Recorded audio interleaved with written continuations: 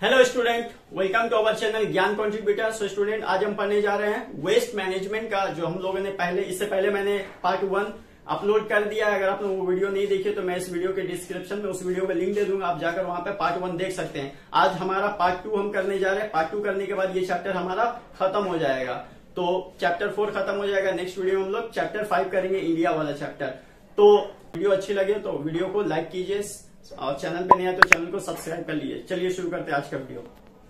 तो आप देख लेते हैं हमारा कॉन्सेप्ट ऑफ वेस्ट मैनेजमेंट। देखिए, वेस्ट मैनेजमेंट होता क्या, बहुत ही आसान है। देखिए, आप जितना भी अपना घर से वेस्ट, अपना घर का किचन का सामान, या जितना भी आपका घर में एक डेली बेसिस पे कूड़ा करकट जो जमा होता है आपके डस्टबिन पे, उसका आप क्या करते हो? उसको आप ले जाकर कूड़ेदान में फेंक देते हो। लेकिन कूड़ेदान में क्या वो फेंका हुआ रह जाता है ऐसे? नहीं, एक ट्रक आता है म्युनिसिपल की तरफ से, वो उस ट्रक में सारे कूड़े करकट को भर लेता है, फिर वो ले जाकर उसको डंप कर देता है, डिस्पोज कर देता है। तो पहले इसका हम लोग समझ लेते हैं क्या होता है। पहला है हमारा कलेक्शन। कलेक्शन मतलब पहले तो आप अपने घर के कूड़े करकट को ले जाकर एक कूड़ेदान में फेंक देते हो, ठीक है। पहला बात ये होता है। या फिर आपका म्युनिसिपैलिटी का एक हैंड कार्ट आता है, उसमें आप डाल देते हो, ठीक है। तो ये हो गया हमारा कलेक्शन। उसके बाद वो उसको उठाकर एक बड़े से ट्रक पर लेके जाता है, उसको हमारा बोलते हैं ट्रांसपोर्ट। उसके बाद उसका treatment and disposal of waste, यानी उसको ले जाकर डिस्पोज कर दिया जाता है। देखिए, जितने भी हमारे वेस्ट होते हैं उसमें कुछ ऑर्गेनिक भी होते हैं, कुछ इनऑर्गेनिक भी होते हैं। तो जो ऑर्गेनिक होते हैं उसको क्या किया जाता है, उसको हमारा थोड़ा सा और उसमें प्रोसेसिंग करके उसको, जो प्लांट होता है उसको न्यूट्रिशियस, एक कह सकते हैं एक न्यूट्रिशियस फूड के तौर पर उसके लिए इस्तेमाल किए जाते हैं। यानी जितना भी वेस्ट हमारे घर में प्रोड्यूस होता है, जरूरी नहीं है कि वो सारा का सारा आपके लिए बेकार है तो सब चीज के लिए बेकार ही है। नहीं, कुछ चीजों को रिसाइकिल किया जाता है, उसको दोबारा यूज किया जाता है, ताकि ज्यादा से ज्यादा वेस्ट होने के बजाय वेस्ट का मिकदार को, वेस्ट का क्वांटिटी को कम किया जा सके, ताकि दुनिया में जो पॉल्यूशन फैल रहा है उसको कंट्रोल में किया जा सकते। तो इसको और थोड़ा समझ लेते हैं। Treatment and disposal of waste. उसके बाद आता है हमारा control, monitoring and regulation of production, collection and disposal of waste. देखिए, कंट्रोल, मॉनिटरिंग एंड रेगुलेशन, यानी जितना भी आपका वेस्ट जो आपका प्रोड्यूस होता है आपके घर में या आपके मोहल्ले में, उसको जितना ज्यादा से ज्यादा कंट्रोल किया जा सके। अब कंट्रोल करने का तरीका क्या क्या है? पहला तो ये तरीका है कि उसको, जो सामान आपका बेकार हो चुका है उसको रिसाइकिल किया जाए, यानी उसी को दोबारा यूज किया जाए। फॉर एग्जाम्पल, आप न्यूज़पेपर पढ़कर उसको, वो आपके लिए बेकार हो गया, लेकिन वो बेकार नहीं हुआ, उसको आप बुक के कवर के तौर पर इस्तेमाल कर सकते हो, उसको आप रैपर बना सकते हो, उसको आप बहुत तरह का यूज हो सकता है उससे, ठीक है। तो पहला है हमारा modification of waste by recycling, reusing and reducing in order to control adverse effect on health and environment. जितना भी वेस्ट है उसको आप रिसाइकिल कर सकते हो, रीयूज कर सकते हो और रिड्यूस कर सकते हैं। रिड्यूस मतलब कम कर सकते हैं, यानी रिसाइकिल और रीयूज अगर हम करेंगे तो जाहिर सी बात है वेस्ट अपने आप रिड्यूस हो जाएगा और ह्यूमन हेल्थ पर एडवर्स इफेक्ट नहीं पड़ेगा। तो ये होता है हमारा वेस्ट मैनेजमेंट। अब देख लेते हैं हमारा मेथड्स ऑफ वेस्ट मैनेजमेंट। तो मेथड्स ऑफ वेस्ट मैनेजमेंट में क्या क्या है? 3 तरह का मेथड होता है। पहला होता है हमारा रिडक्शन, रीयूज, रिसाइकलिंग, ठीक है। आपने इस तरह का सिंबल हर जगह देखा ही होगा और उसमें आर लिखा हुआ रहता है, ठीक है। इस तरह का सिंबल, इसका मतलब क्या होता है? इसका मतलब होता है यही 3 R, reduction, reuse, recycling. Reduction मतलब क्या होता है? कमी करना, यानी जितना भी आपका वेस्ट हुआ है आपके हाउस होल्ड में या आपके एरिया में, उसको रिड्यूस करना, उसको कम करना। तो रिडक्शन कम करने का तरीका क्या क्या है? रिडक्शन कम करने का तरीका यह है कि आपके घर में जितने भी वेस्ट हुए हैं उनमें से आप अलग कीजिए, सेग्रीगेट कीजिए कि आपका कौन सा दोबारा यूज हो सकता है और कौन सा एकदम बेकार हो गया, उसको और दोबारा फर्दर यूज नहीं कर सकते। तो इस तरह से अगर आप सामान को अलग अलग करोगे तो जितना आपका ऐसा सामान निकलेगा, बहुत सारा आपका ऐसा सामान निकलेगा जिसको आप दोबारा यूज कर सकते हो। तो जाहिर है अगर उतना यूज करने वाला निकल गया तो हमारा जो वेस्ट का क्वांटिटी है वो अपने आप घट जाएगा। तो ये तो हुआ रिडक्शन का प्रोसेस। नेक्स्ट होता है हमारा रीयूज, यानी उसको दोबारा आप यूज कर सकते हो। फॉर एग्जाम्पल, कोई भी चीज हो गया उसको आप दोबारा यूज कर सकते हो। न्यूज़पेपर आप पढ़ रहे हो, ठीक है, पढ़ने के बाद आप सोच रहे हो उसका काम खत्म हो गया, नहीं, आप उसको बुक के कवर के तौर पर आप इस्तेमाल कर सकते हो। आप उससे क्या कह सकते हो, उसको एक रैपर बना सकते हो, एक कवर बना सकते हो जिसमें आप सामान लाते हो, उसको आप बना सकते हो। उस न्यूज़पेपर से आप पेपर बैग बना सकते हो, जो बहुत यूज होता है, क्योंकि प्लास्टिक बैग्स खतरनाक होते हैं एनवायरमेंट के लिए, हमारा नुकसान है प्लास्टिक बैग्स। तो आप पेपर बैग बना सकते हो। ठीक है, नेक्स्ट है हमारा रिसाइकलिंग। रिसाइकलिंग मतलब दोबारा यूज करना। ठीक है, रिसाइकलिंग मतलब उस चीज को, फॉर एग्जांपल कोई प्लास्टिक आइटम होता है, वो प्लास्टिक आइटम को आप दोबारा यूज कर सकते हो। बहुत सारी जगहों में आप फैक्ट्रीज में जाओगे, आप देखोगे उसी प्लास्टिक से जो रिस्ट वॉच का जो बेल्ट होता है वो बनता है। फिर आप जो स्लीपर पहनते हो, स्लीपर फुटवेयर, वो बनता है। उसका जो फीता होता है, लेस होता है, वो बनता है उससे। तो ये होता है हमारा रिसाइकलिंग का काम। ठीक है, तो इन सब चीजों से हम वेस्ट मैनेजमेंट कर सकते हैं। अब देख लेते हैं हमारा process of waste disposal and management, यानी कि आपका घर में जितना भी वेस्ट होता है या पूरे एरिया में जितना भी, आपके एरिया में जितना भी वेस्ट जमा होता है, उस वेस्ट का जो डिस्पोज करता है, तो किन किन तरीकों से उसको डिस्पोज करता है, उसको खत्म करता है। ठीक है, तो पहले देख लेते हैं हमारा इसको, process of waste disposal and management. पहला है हमारा segregation of waste. Segregation of waste का मतलब होता है सेपरेशन ऑफ वेस्ट। ठीक है, मतलब जितना भी कूड़ा करकट होता है, जितना भी वेस्ट होता है, उसको अलग अलग करना। फॉर एग्जाम्पल अब देखिए, अब इसका दो पार्ट होता है, बायोडिग्रेडेबल और नॉन बायोडिग्रेडेबल।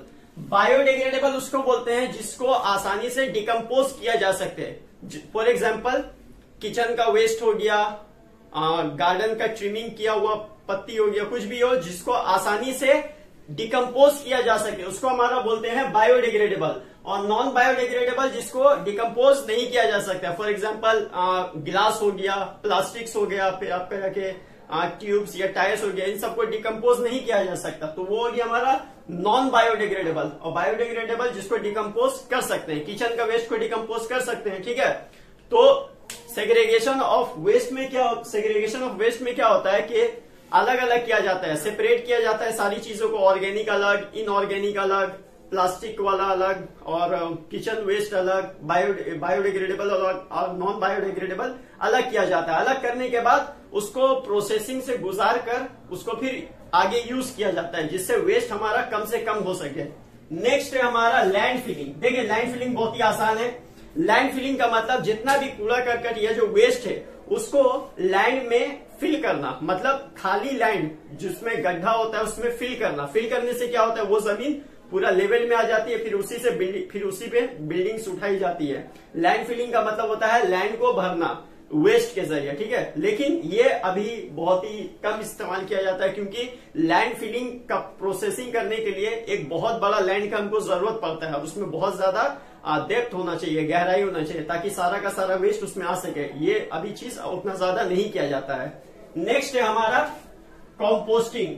कॉम्पोस्टिंग क्या होता है? कॉम्पोस्टिंग में होता है, देखिए आपका जैसे किचन का जो वेस्ट है, आपका जो बासी खाना होता है, ये जो खराब खाना जिसको आप लोग फेंक देते हो, वो उसको यूज किया जाता है। उसको क्या किया जाता है, माइक्रोब्स के जरिए उसको डिकम्पोज किया जाता है। ठीक है, डिकम्पोज करने के बाद उसको अनसेफ जो खाना होता है, जो आपके लिए सेफ नहीं था, उसको सेफ बनाया जाता है। सेफ बनाने के बाद उसको प्लांट के लिए एज अ न्यूट्रिशियस फूड के तौर पर इस्तेमाल किया जाता है। उसी को हमारा बोलते हैं कंपोस्टिंग। यानी आपका जो बासी या खराब जो आपका खाना था, उसको माइक्रोब्स के जरिए डिकम्पोज करके उसको सेफ खाना बनाया जाता है और उसको प्लांट के जरिए यूज किया जाता है, ताकि प्लांट को एक न्यूट्रिशियस फूड मिल सके। तो और जो लास्ट है हमारा, वो है हमारा ड्रेनेज मेथड। देखिए, ड्रेनेज मेथड क्या होता है, देखिए एक वेस्ट में कुछ लिक्विड पार्ट होता है, कुछ सॉलिड पार्ट भी होता है। तो लिक्विड पार्ट से सॉलिड सस्पेंडेड पार्टिकल्स, यानी जो छोटे छोटे सॉलिड पार्टिकल्स होते हैं, उनको अलग करने को ही हमारा बोलते हैं ड्रेनेज सिस्टम। इसको कई प्रोसेसिंग से गुजारा जाता है। टोटल 3 प्रोसेसिंग होता है। पहला प्रोसेसिंग में 60% सॉलिड पार्टिकल्स को निकाल दिया जाता है,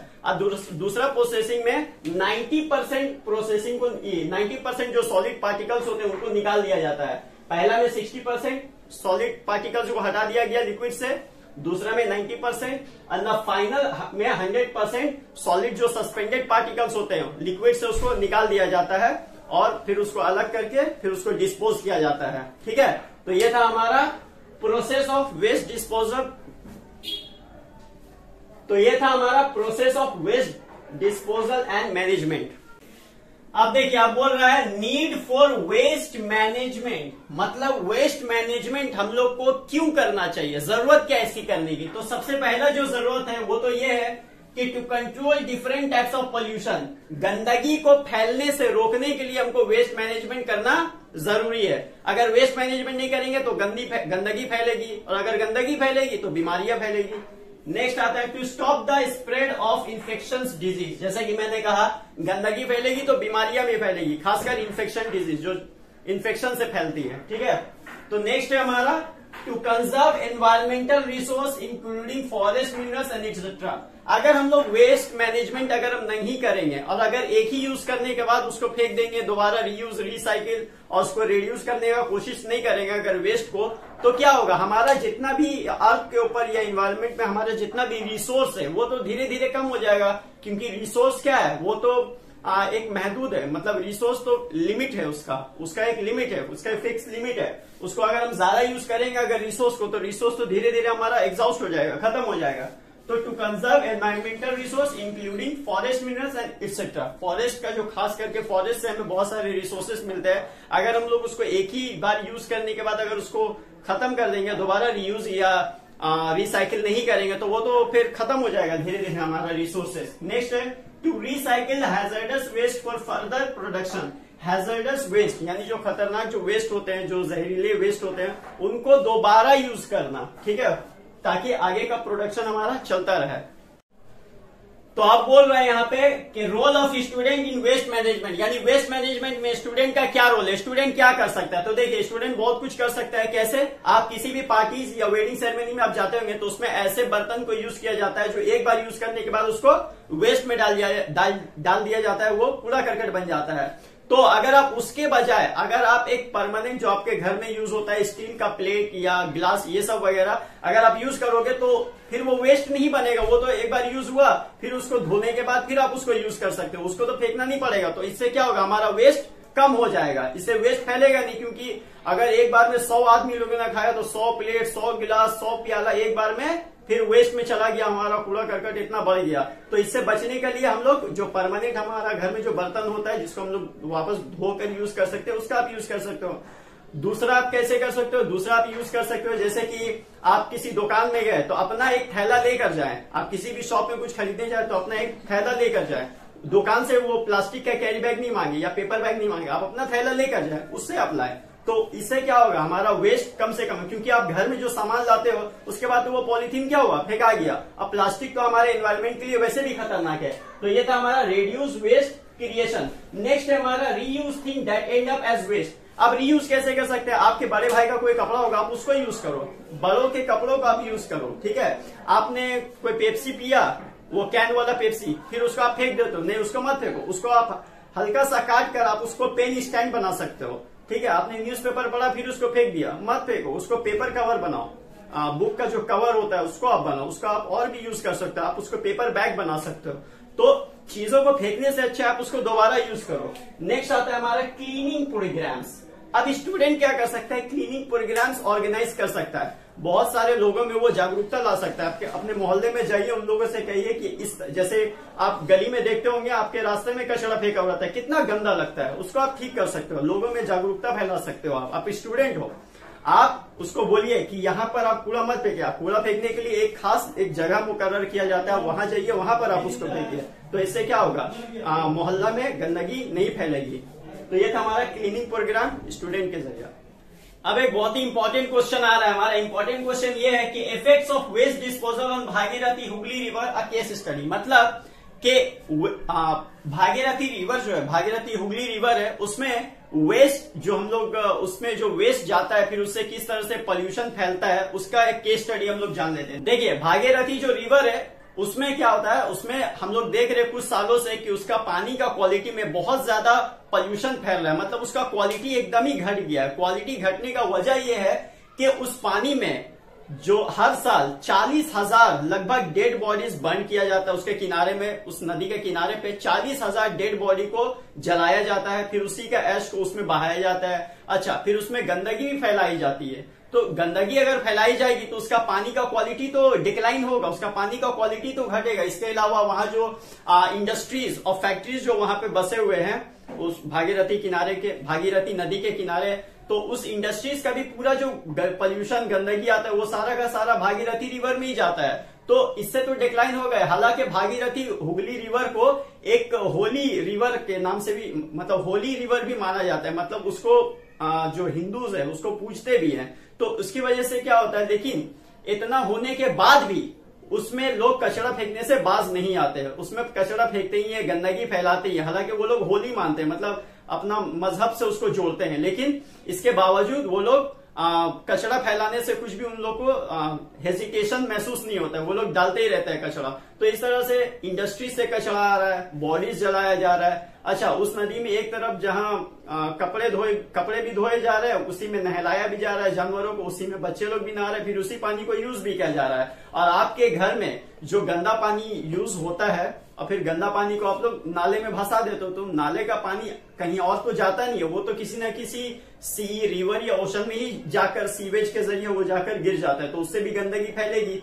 भागीरथी में ना फैले, किसी और नदी में तो फैलेगी। तो इससे होता है हमारा effects of waste disposal, Bhagirathi, Hooghly river. तो इससे हमारा हुगली रिवर तो गंदा हो ही रहा है।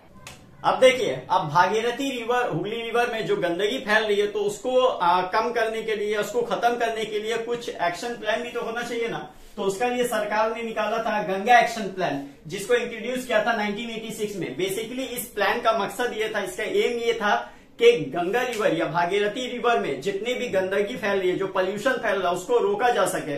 उसको रोकने के लिए सरकार ने ठोस कदम उठाए थे, जिसकी वजह से गंगा रिवर में ताकि गंदगी कम से कम फैल सके। तो उसमें गंदगी कम से कम फैले, इसके लिए सरकार ने क्या किया था, सरकार का ये कहना था कि आप अपने घर में जो गंदे पानी होते हैं उसको आप अपने नाले में भसाने के बजाय आप उसको फिश फार्म में यूज करो। फिश फार्म मतलब फिश जहां पर जिस तालाब में होती है आप उसमें फेंक दो, ताकि फिश को भी पानी मिलता रहे। अब जरूरी नहीं फिश को जीने के लिए एकदम साफ पानी का ही जरूरत है, आप वो पानी भी डाल सकते हो। अब नेक्स्ट क्या किया था कि आपके घर में और जितना भी गंदा पानी होता है आप उसको इरिगेशन क्या होता है, देखिए जिस एरिया में बारिश नहीं होती है उस एरिया में आर्टिफिशियल तरीके से खेत में पानी पहुंचाने को, क्योंकि खेत में तो पानी को जरूरत है, तो इरिगेशन बोलते हैं आर्टिफिशियल तरीके से खेत में पानी पहुंचाना। मान लियो वहां बारिश नहीं हो रही है, तो कुदरती तौर पर तो वहां पानी गिरेगा नहीं, तो अगर बारिश नहीं हो रही है तो आर्टिफिशियल तरीके से पानी पहुंचाना खेत में, इसको बोलते हैं हमारा इरिगेशन। तो आपका जितना भी गंदा पानी आप उसको इरिगेशन के तौर पर यूज कीजिए, और उसको पावर जनरेशन के तौर पर भी यूज किया जा सकता है। पावर जनरेशन क्या होता है, देखिए हाइड्रो इलेक्ट्रिसिटी बोलते हैं, जिसके पानी से बिजली पैदा करना, मतलब पानी से बिजली प्रोड्यूस करना। तो आप उस पानी को पावर जनरेशन के लिए भी इस्तेमाल कर सकते हैं, क्योंकि जरूरी नहीं कि पावर जनरेशन के लिए एकदम साफ पानी चाहिए, नहीं, और गंदा पानी से भी पावर जनरेशन हो सकता है। सो स्टूडेंट, ये था हमारा क्लास 10 ज्योग्राफी चैप्टर 4 था, ये हमारा चैप्टर 4 का ये पार्ट 2 था। इससे पहले मैंने पार्ट 1 बना दिया, अगर आपने वो वीडियो नहीं देखी तो मैं इस वीडियो के डिस्क्रिप्शन में उस वीडियो का लिंक दे दूंगा, आप वहां पे जाके देख सकते हैं। तो अगर आप वो वीडियो और ये वीडियो देखेंगे तो आपका ये चैप्टर खत्म हो जाएगा। नेक्स्ट वीडियो में हम लोग करेंगे चैप्टर इंडिया, तो उसके लिए आप रेडी रहोगे, और मिलते हैं आपसे नेक्स्ट वीडियो में। तब तक के लिए bye bye, take care and thank you for watching this video.